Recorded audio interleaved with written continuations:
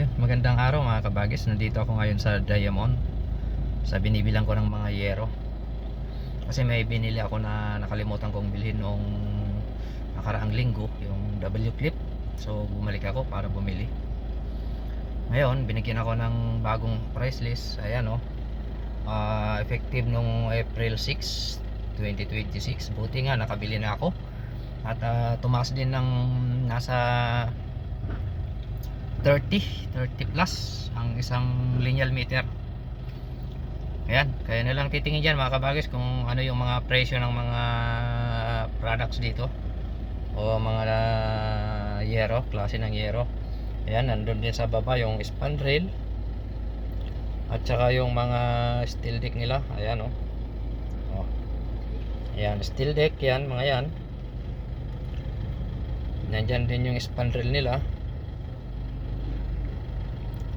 Yung sandwich panel ay dyan din, yung may foam sa loob, ayan o, 20mm.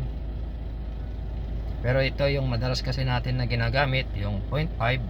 Ayan, yung rib 4 na madalas dati ay nasa 333 dati. So nasa tumaas din ng nasa halos 34 pesos bawat lineal meter.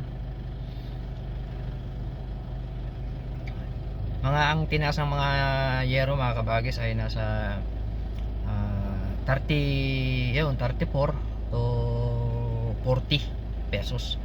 Depende kasi din sa klase ng ano yan, ng yero, kung tile premium, tile supreme yan, mga ganyan, mga tile classic, yung mga may design yan.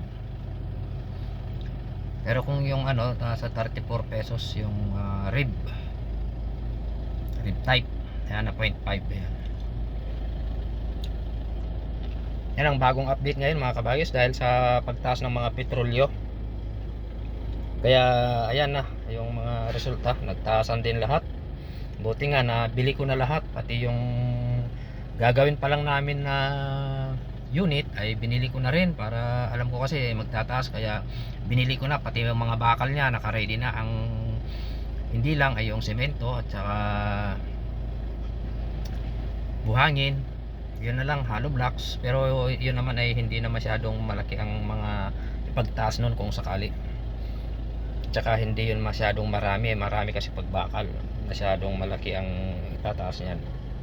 Yan mga kabagis.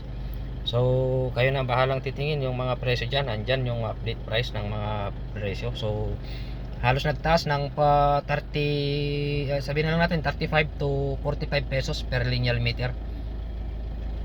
Ayan. Yun, sige mga kabagis, sana nabigyan ko kayo ng idea about sa pagtaas ng presyo ng yero. Dito yan sa diamond dropping. Ayan o.